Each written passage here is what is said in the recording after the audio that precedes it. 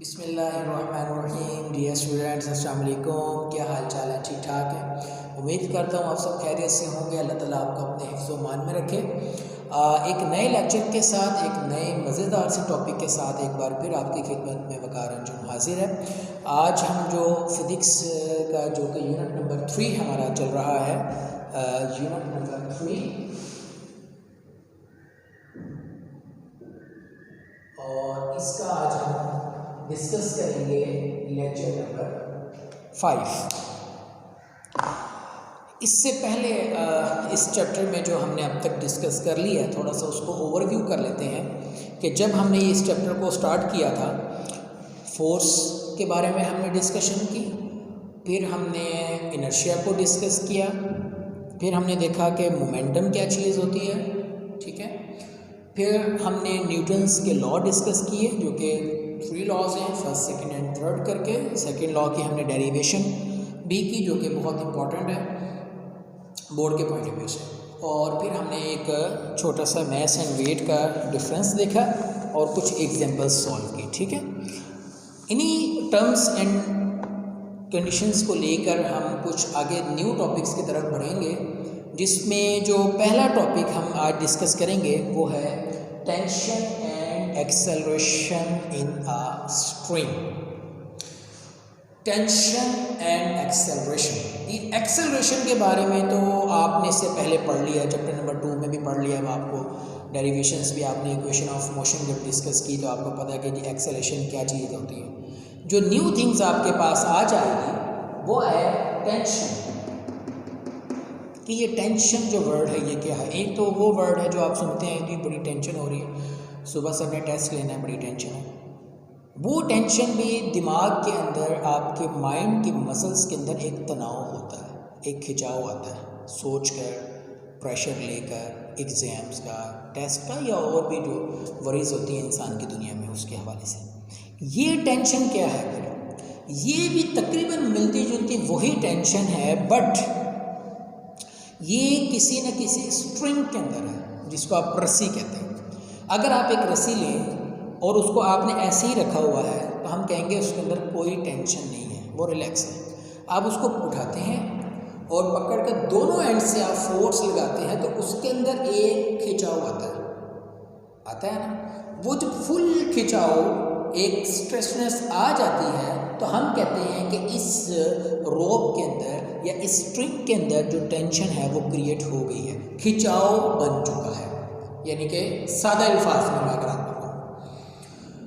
अच्छा, अब होता ये है कि सम टाइम आप जो फोर्स लगाते हैं किसी भी स्ट्रिंग पर, वो इतनी ज़्यादा लगा देते हैं दोनों एंड से कि वो एक मैक्सिमम हद तक तो टेंशन क्रिएट होती है, उसके बाद वो स्ट्रिंग जो है वो ब्रेक हो सकती है। मेरी बात फॉलो कर रहे हैं? और ये आमतौर पर होता है, आपने किसी भी हैवी चीज़ को एक वीक सी स्ट्रिंग के साथ, जिसके अंदर इतनी ताकत ना हो किसी भी चीज़ को उठाने की, उसके अंदर बांधते हैं, आप उठाते हैं तो आप वो ब्रेक हो जाती है, वो उस चीज़ को नहीं उठा सकती। तो टेंशन ये नहीं है कि सिर्फ पैदा ही होगी, वो एक हद तक तो होती है, उसके बाद वो ब्रेक भी हो जाती है, ठीक है। अच्छा, अब जो इस टॉपिक को हम स्टार्ट करने से पहले जो 3 चीज़ें मैं आपको बताने लगा ना, वो अब आपने ज़रा ज़हन में रखना। देखिए, देयर आर 3 केसेस, इससे ज़्यादा नहीं आप देखेंगे। आपने ऑब्ज़र्व किया होगा अपनी लाइफ में, जब भी आप किसी भी चीज़ को उठाते हैं इस तरह करके, ठीक है, तो आप उसके ऑपोजिट एक फोर्स लगाते हैं। अब टेंशन ज़रूरी नहीं है कि सिर्फ एक रस्सी के अंदर ही हो। अगर आप किसी शॉपिंग बैग को अपने हाथ की मदद से उठा रहे हैं तो ये जो आपकी आर्म के अंदर स्ट्रेचनेस आई है, ये जो आपके पास एक स्ट्रेट व्यू करके आप चीज़ उठा के लेकर जा रहे हैं, ये भी टेंशन आ रही है। और फिर इसके बाद टेंशन है क्या?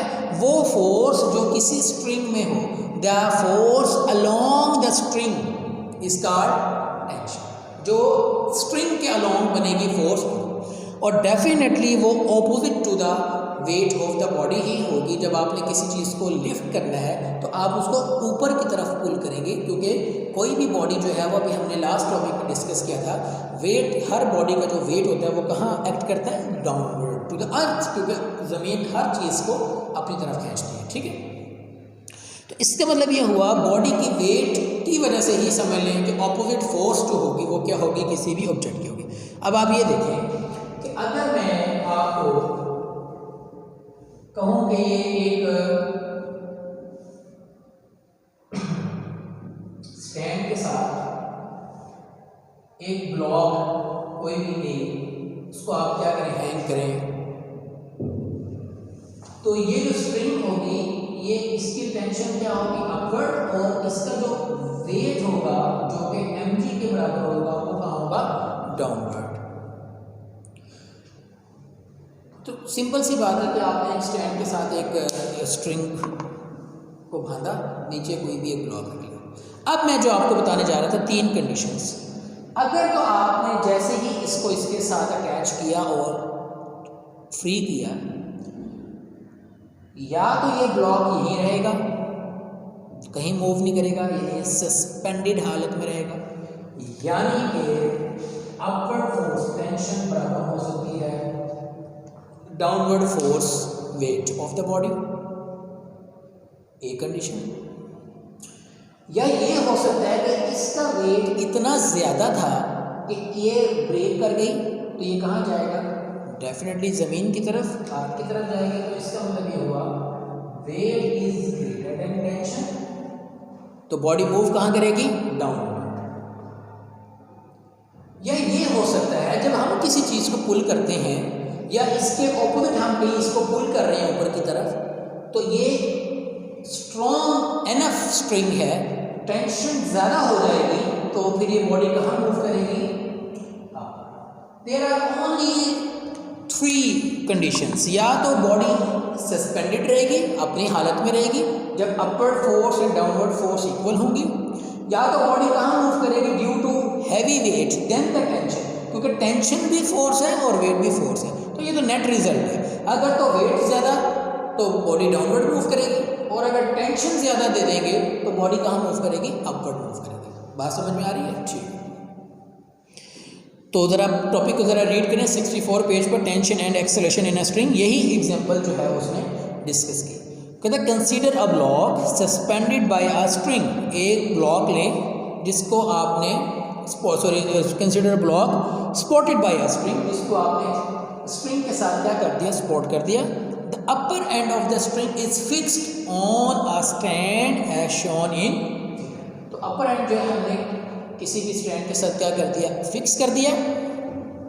Late W be the weight of the block, समझ लेंगे जो W है इसका वेट है, से कोई भी हो सकता है, 5 न्यूटन, 10 न्यूटन, 15 न्यूटन, तो हमें अभी हम जनरल टर्म ले रहे हैं तो हमने इसको W से डिनोट कर दिया, ठीक है।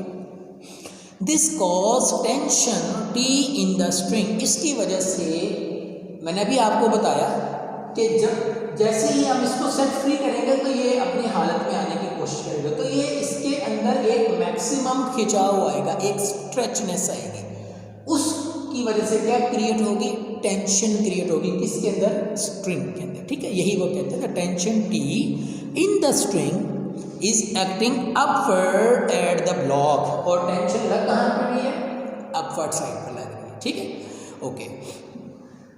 As the block is at rest, अगर ये ब्लॉक रेस्ट पर है, मैंने आपको बताया this one is the condition, it means the weight of the block acting downward must be balanced by the upward tension T in the string.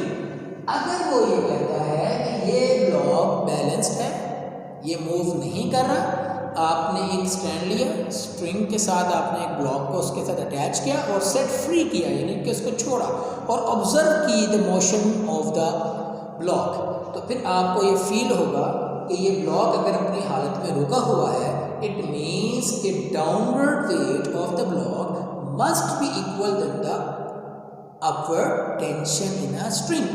Tension भी force है, weight भी फोर्स है, दोनों फोर्सेस हैं। अब बॉडी के पास movement के chance ये है, या तो डाउनवर्ड मूव करता है या अपवर्ड मूव करता है, या मूव नहीं करता।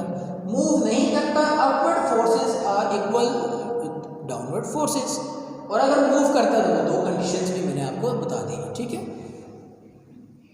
Thus the tension T in the string must be equal and opposite to the weight W of the block. इसका मतलब हुआ टेंशन जो होगी वो आपके पास है किसके इक्वल होगी, वेट के इक्वल होगी। लेट्स से कि अगर आपने ये ब्लॉक 5 न्यूटन का लिया और आपने इसको हैंग किया तो उसकी वजह से जो स्ट्रिंग के अंदर टेंशन क्रिएट होगी वो भी कितनी होगी, 5 न्यूटन होगी। ठीक है, अगर ये रेस्ट पोजीशन में मूव नहीं कर रहा, ठीक हो गया। ओके, अब ये तो था एक केस जिसमें हमने इसको रेस्ट पोजीशन में रखा और हमने मूव नहीं करवाया। हम अब जो डिस्कस करने जा रहे हैं, हम इसको मूव करवाएंगे, इस ब्लॉक को मूव करवाएंगे डाउनवर्ड भी और अपवर्ड भी, और फिर हम देखेंगे कि हमारे पास एक्सेलरेशन या टेंशन किसी भी ऑब्जेक्ट में कितना आता है। उसके लिए जो हमारा टॉपिक है उसी के नीचे है कि हम देखेंगे वर्टिकल मोशन। कौन सी motion, vertical motion of two bodies attached to the ends of string that passes over a frictionless pulley। एक हम ऐसा सेटअप बनाएंगे कि जिसके स्ट्रिंग के दोनों एंड पर हमारा कोई ना कोई एक ऑब्जेक्ट होगा, कोई बॉडी होगी, कोई ब्लॉक होगा। एक को हम हैवियर रखेंगे, एक को हम लाइटर रखेंगे, और उसकी vertical motion up and down motion जो है वो हम क्या करेंगे, ऑब्जर्व करेंगे। और फिर हम देखेंगे कि बॉडी के अंदर टेंशन कितनी है, बॉडी के अंदर एक्सेलरेशन कितना है, और बाकी उनकी जो भी मामला हैं उनको हम कंसिडर करेंगे। तो ये नीचे वाला टॉपिक है, तो इसकी जो डायग्राम अगर आप देखें, फिगर जो हमें जरूरत होगी, एक पुली लेंगे आप, एक ब्लॉक आप let's say block A is attached here and block B is here।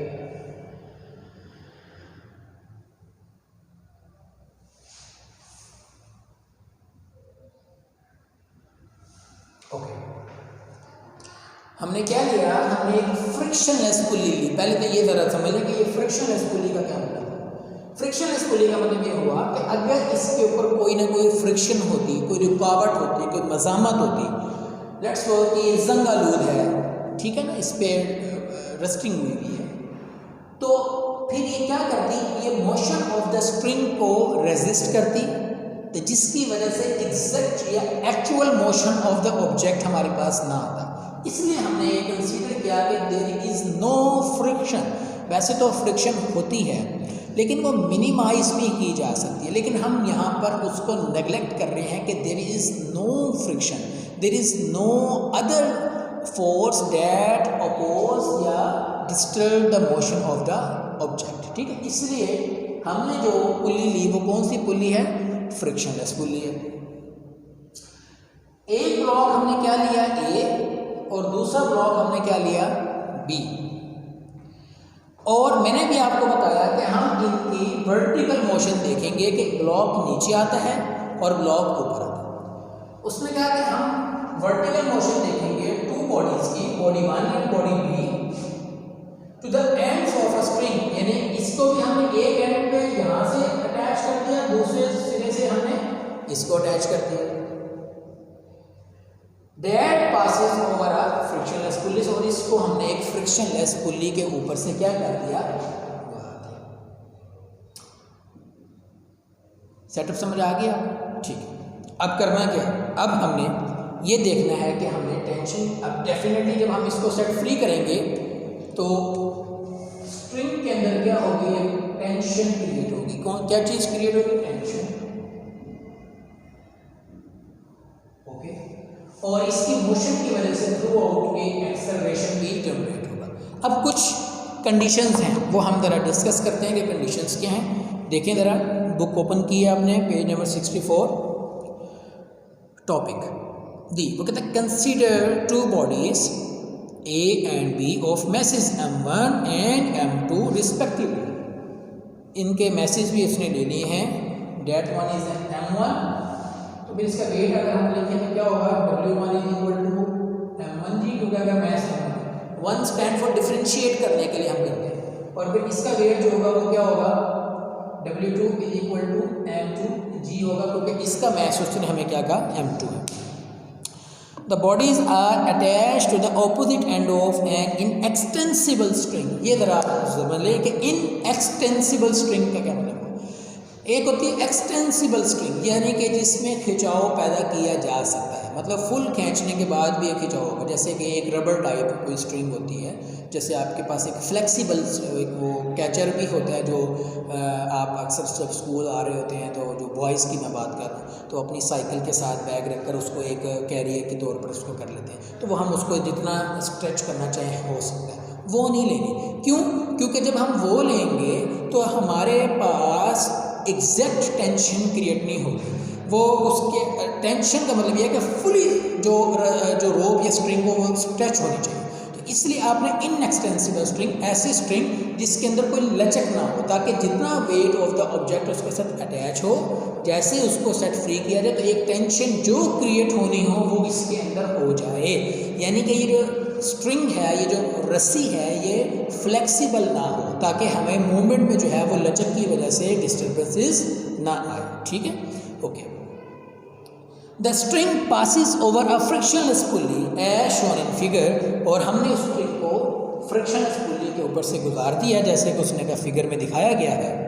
अब the body A being heavier must be moving downward with some acceleration. वो कहता है कि जो बॉडी ए है ये क्या है, हैवियर है। ये क्या है, हैवियर। अभी मैंने आपको जो 3 केस डिस्कस किए थे कि अगर तो दोनों बॉडीज इक्वल होंगी, यानी कि डाउनवर्ड बॉडी और अपवर्ड टेंशन, तो इसका मतलब ये होगा कि वो क्या है, सस्पेंडेड हालत में, ना अपवर्ड मूव करेगी ना डाउन। अगर हैवियर ऑब्जेक्ट होगा तो वो कहाँ मूव करेगी, डाउनवर्ड, और जो लाइटर ऑब्जेक्ट होगा वो कहाँ मूव करेगा, अपवर्ड। यही बात 2 डिस्कशंस की थी, यहाँ दोनों ही आ। अगर बॉडी ए हैवियर है, जरा समझें, तो ये कहाँ मूव करेगी, डाउनवर्ड। अब क्योंकि इसका सेकंड एंड पर बॉडी बी अटैच है, तो जब ये डाउनवर्ड मूव करेगी तो ऑटोमेटिकली ये कहाँ मूव करेगा, अपवर्ड मूव करेगा। तो हमारी दोनों कंडीशंस जो हैं, जो भी हमने डिस्कस की थी, वो फुलफिल होती हैं कि अगर वेट ज़्यादा है तो डाउनवर्ड आएगा, वेट कम है तो कहाँ आएगा, अपवर्ड आएगा। ठीक हो गया, ओके ओके जी। वो कहते हैं a body A being heavier must be moving downward with some acceleration. जैसे ही नीचे की तरफ मूव करेगा तो कोई ना कोई तो फिर एक्सेलरेशन पैदा होगा, बिल्कुल होगा। ठीक है, let this acceleration be a. Suppose उसने कहा ये एक्सेलरेशन कोई भी है, ए है, और ए से हमने उसको रिप्रेजेंट कर दिया।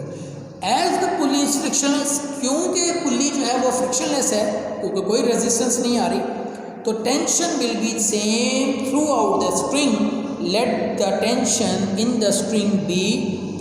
तो इसलिए उसने कहा क्योंकि ये फ्रिक्शनलेस पुली है और इसमें कोई डिस्टर्बेंसेस नहीं है, तो लिहाजा थ्रू आउट द जो स्प्रिंग एक टेंशन क्रिएट होगी वो एक ही जैसी होगी। कि देखिए ना, लेट्स सपोज कि अगर ये आपके पास एक पुली थी और यहाँ से आप रोप गुजारते और यहाँ पर होती रेजिस्टेंस, ये रोप थी, तो अगर ये यहाँ पर किसी भी वजह से रुक जाती है तो रस्सी इसके ऊपर रुकती, तो यहाँ पर ज़्यादा टेंशन क्रिएट होती है, यहाँ पर टेंशन क्रिएट होती है। क्योंकि ये फ्रिक्शनलेस है तो इसलिए इसने कहा थ्रू आउट द स्ट्रिंग जो टेंशन है वो क्या है आपके पास, सेम। ओके जी, ये फर्स्ट पैराग्राफ हमने जो इसका डिस्कस किया, उम्मीद है आपको ये समझ आ गई है। अभी तक हमने डिस्कस सिर्फ ये किया कि हमने बॉडीज़ ली हैं, उसको हमने स्ट्रिंग के साथ क्या किया है, अटैच कर दिया है, और हमने ये सेटअप क्रिएट किया और हमने कहा कि जो बॉडी ए है वो हैवियर है than body B, then definitely it will move downward. अब मैंने आपको बताया था कि कोई भी बॉडी अगर डाउनवर्ड मूव करेगी इट मीन्स कि weight is heavier than tension. अच्छा, नेट फोर्स हमने पढ़ी। अब जरा एक बार और देखिए नेट फोर्स का कॉन्सेप्ट। नेट फोर्स ये है कि कोई एक ऑब्जेक्ट नीचे की तरफ मूव कर रहा है, लेट्स सपोज 5 मीटर से, इस ऑब्जेक्ट को ऊपर की तरफ 3 न्यूटन से पुल किया जा रहा है, तो मुझे ये बताएंगे ये ऑब्जेक्ट किस तरफ मूव करेगा। डेफिनेटली आप कहेंगे सर डाउनवर्ड फोर्स ज़्यादा है तो ये नीचे की तरफ मूव। ओके, कितनी फोर्स से करेगा? आप कहेंगे सर 2 न्यूटन से करेगा, क्योंकि नेट फोर्स इसकी क्या आएगी 5 Newton minus 3 Newton that is 2 Newton. Net force क्या आएगी, नेट फोर्स ये आती है कि क्योंकि 5 न्यूटन डाउनवर्ड है बट 3 न्यूटन अपवर्ड है, 3 Newton upward cancel with the 3 Newton downward, remaining 2 Newton जो बचेंगे उसकी वजह से वो कहाँ आएगी, डाउनवर्ड आएगी। इसका मतलब ये हुआ, ये तो नहीं हमारे पास वैल्यूज, अगर हमारे पास वैल्यूज ना हो तो मैं अगर ये कहूँ कि नेट फोर्स ऑन बॉडी ए, इस बॉडी ए पर नेट फोर्स क्या लगेगी, आप कहेंगे सर सिंपल सी बात है, क्योंकि हैवी, वैसे भी देखें ना ज़्यादा में से कम चीज़ को माइनस करते हैं, तो weight is heavier, body moving downward, it means के weight is greater than tension, तो इसका मतलब होगा आप कहेंगे कि सर W माइनस T, और W कौन सा होगा, W1, क्योंकि हमने इसको W1 का जो नेट फोर्स बॉडी ए पर लग रही है, कितनी नेट फोर्स लग रही है, जितनी इन दोनों का डिफरेंस होगा, किन दोनों का डिफरेंस होगा, downward weight of the body and upward tension, क्योंकि अगर ये तो डेफिनेट बात है कि ये डाउनवर्ड मूव कर रहा है तो वेट इज हैवियर, बड़ी से छोटी चीज माइनस करेंगे, ठीक। अब ये W1 वैसे किसके बराबर है, m1g माइनस T, ये बुक में भी साथ साथ लिखा हुआ है, देख लें, net force acting on a body A m1g minus T, ये मैंने खुद से एडिशन किया ताकि आपको समझ आए कि वेट माइनस टेंशन होता है तब जब डाउनवर्ड मूव करती है, और टेंशन माइनस वेट होता है तब जब बॉडी अपवर्ड मूव करती है।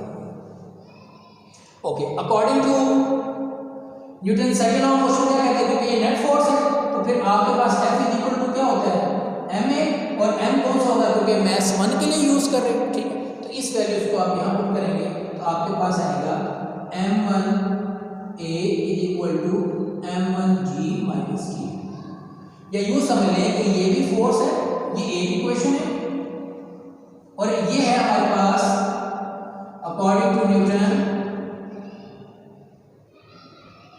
Second law. तो सेकेंड लॉ ने ये कहा है कि क्या है, फोर्स बराबर होती है मास इनटू एक्सेलरेशन, और हमने कहा फोर्स बराबर है वेट माइनस टेंशन।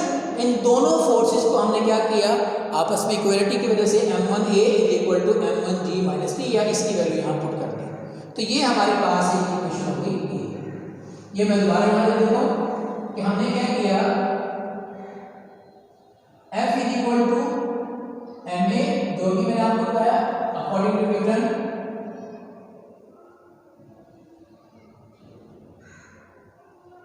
सेकेंड, ठीक है।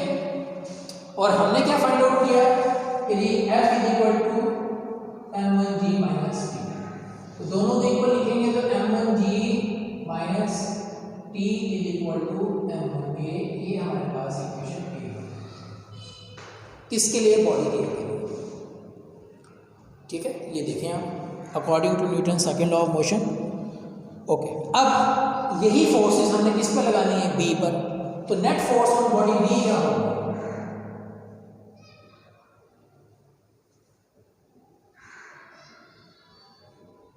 वो क्या होगी, क्योंकि ये बॉडी बी कहाँ मूव कर रही है, अपवर्ड, तो अपवर्ड कौन सी कंडीशन होती है, जब टेंशन ज्यादा हो किसकी निस्बत, वेट की निस्बत। तो हमारे पास वैसे भी यहाँ वेट किसकी निस्बत कम है, तो लिहाजा T माइनस W, ये बात समझ आ गई। यहाँ क्या था, W माइनस T, यहाँ क्या होगा T माइनस W, और W कौन सा होगा, तो इसका मतलब F equal to T minus M2G।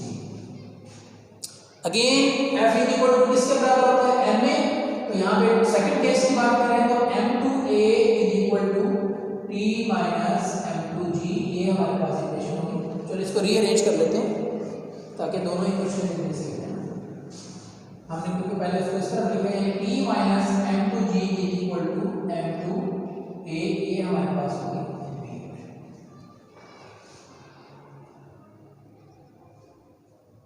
ठीक है। यहां तक नोट कर लिया आपने। अब हमारा मकसद क्या था, हमने फाइंड आउट करना है टेंशन और acceleration in this given setup, क्योंकि पहला केस तो सिंपल सा था कि दोनों इक्वल हैं, अपवर्ड एंड डाउनवर्ड इक्वल कर दिया था, अब इक्वल नहीं है। There is an acceleration, there is a movement, there is a tension, there is a difference in the weight of the objects, then definitely there will be different tension and acceleration. वो कैसे होगी वो अब हम solve out करेंगे। ये मैं यहाँ से रख करता हूँ क्योंकि इक्वेशंस को भी हमने सॉल्व किया। बुक वाले ने डायरेक्ट लिखा है कि दोनों इक्वेशंस को ऐड कर दें तो एक्सेलरेशन आ जाएगा, डिवाइड कर दें तो टेंशन आ जाएगा। अभी हम देखते हैं कि किस तरह ऐड होगा और किस तरह डिवाइड होगा। ये सेक्शन अब मैं इसकी सॉल्यूशन की तरफ जा रहा हूँ, ठीक है।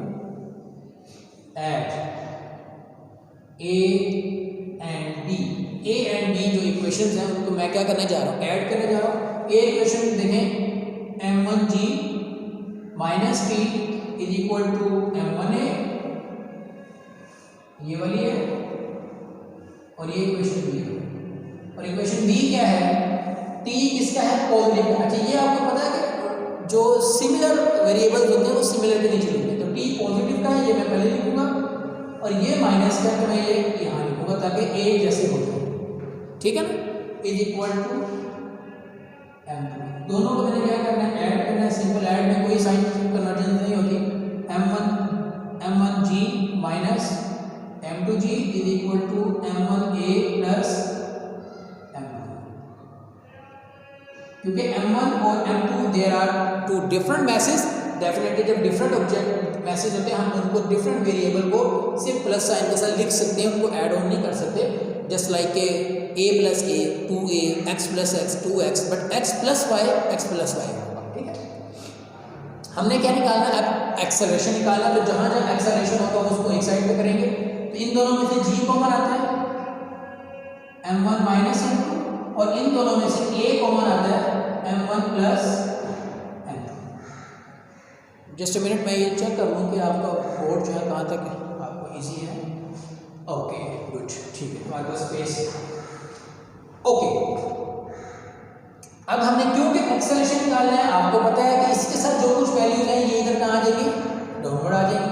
हमारे पास होगा a is equal to m1 minus m2 m1 plus m2, और इसके साथ वाला जो g मल्टीप्लाई हो रहा था वो बने इधर g के साथ कुछ भी नहीं किया, सिर्फ a और b को ऐड किया, सिमिलर टर्म कैंसिल आउट हुई, m1g माइनस m2 ये दोनों में इसमें से a कॉमन लिया, इसमें से g कॉमन लिया, क्योंकि a निकालना है एक्सेलरेशन।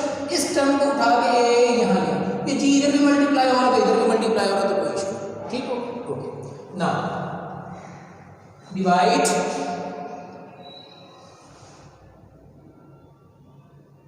a and b। अब इन्हीं दो इक्वेशंस को हमने क्या करना है बेटा, डिवाइड करना है। कैसे करेंगे, पहली इक्वेशन उठाएंगे कि m1g minus t divided by second equation की left side p minus m2d। इसमें भी अरेंज करने की आपको जरूरत नहीं, क्योंकि डिवीजन के अंदर कोई जरूरत नहीं होती, ठीक है। इधर से आएगा कि m1a और इधर क्या आएगा m2, a से कैंसिल होता है, बाकी क्रॉस मल्टीप्लिकेशन करेंगे, m2 के साथ क्या चीज अटैच होगी, m1g माइनस t, और m1 के साथ क्या चीज आएगी,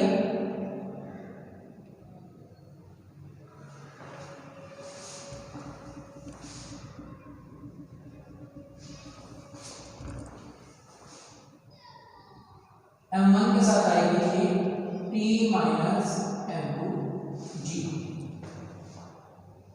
सिर्फ a से कैंसिल, ऊपर नीचे कैंसलेशन प्रॉपर्टी है, लेकिन ये m1 इसके साथ क्रॉस मल्टीप्लिकेशन, m2 इसके साथ क्रॉस मल्टीप्लिकेशन, इनको अंदर मल्टीप्लाई कर दें, m1 m2g minus m2t, m1t minus m1 m2g।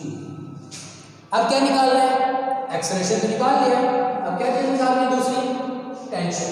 तो टेंशन निकालने के लिए t को एक साइड पे करेंगे, तो t वाली टर्म इधर ले आते हैं, बाकी कर देते हैं m1 m2g plus m1 m2g, m1t plus m2t, ये m2t उधर ले गए और ये m1 m2g इधर ले गए। ये क्या हो गया, 2 m1 m2g और t कॉमन लेंगे तो ये m1 प्लस m, ठीक है। अब t क्यों का फाइंड आउट करना है, तो t एक तरफ कर देंगे, ये बन जाएगा 2 m2 divided by m1 plus m2 और ये वाला जी आपके पास तो क्या किया, दोनों को जब डिवाइड किया ए से कैंसिल आउट, क्रॉस मल्टीप्लिकेशन, सिर्फ टी वाली टर्म एक तरफ ले जाए, बाकी एक तरफ ले आए, टी कॉमन लिया, टी फाइंड आउट करना है, जो चीज़ मल्टीप्लाई होती है तो आगे डिवाइड कर देंगे। सिंपल से मैथमेटिक्स की कुछ इक्वेशंस और आपको अच्छी तरह ये मेरा ख्याल अब आती हैं। तो हमने एक्सेलरेशन भी निकाल लिया, टेंशन भी निकाल लिया। अगर हम चाहें इस इक्वेशन से वो कहते हैं जी भी निकाल सकते हैं। क्या निकाल सकते हैं? जी भी निकाल सकते हैं। कैसे निकलेगी? जी को यही रहने दें, ये चीज़ इधर मल्टीप्लाई हो जाएगी, ये चीज़ इधर डिवाइड हो जाएगी। कैसे?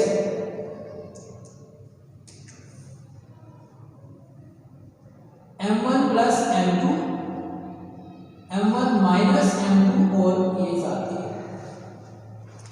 ये अगर a के साथ m1 प्लस m2 मल्टीप्लाई हो गया, m1 माइनस m2 नीचे डिवाइड हो गया।